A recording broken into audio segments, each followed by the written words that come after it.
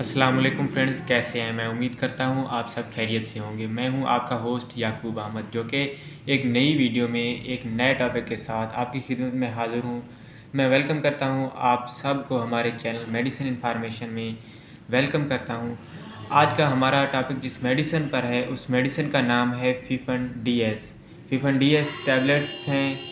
आज हम इनका कंप्लीट रिव्यू करेंगे कि इसके इस्तेमाल के क्या क्या फ़वाइद हैं और क्या क्या इसके नुकसानात हैं और इसको किस तरह इस्तेमाल किया जाए।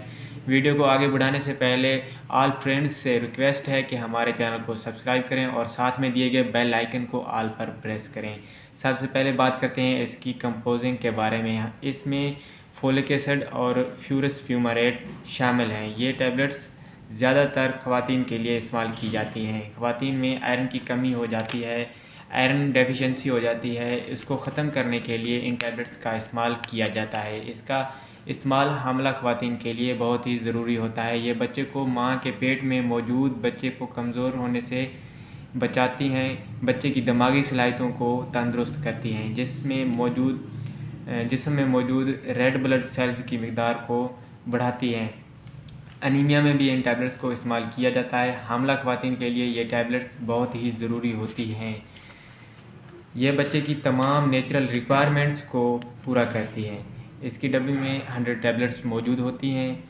ये एमजोन फार्मा की टैबलेट्स हैं, जो कि एक बहुत ही अच्छी कंपनी है। कई सालों से ये मेडिसिन मार्केट में चल रही है। ये फीफन टैबलेट्स मार्केट में बआसानी हर मेडिकल स्टोर पर मिल जाती हैं।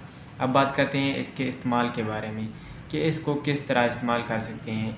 इसकी एक टैबलेट दिन में एक बार इस्तेमाल कर सकते हैं। अगर बात करें इसके साइड इफ़ेक्ट्स की, तो इसके कुछ ख़ास साइड इफ़ेक्ट्स नहीं हैं। इसके ज़्यादा इस्तेमाल से पेट में दर्द और उल्टियाँ वगैरह आ सकती हैं। दोस्तों, ये थी हमारी आज की वीडियो फीफन डीएस टैबलेट के बारे में। अगर वीडियो आपको अच्छी लगी तो लाइक करें। Thanks for watching. अल्लाह हाफिज़।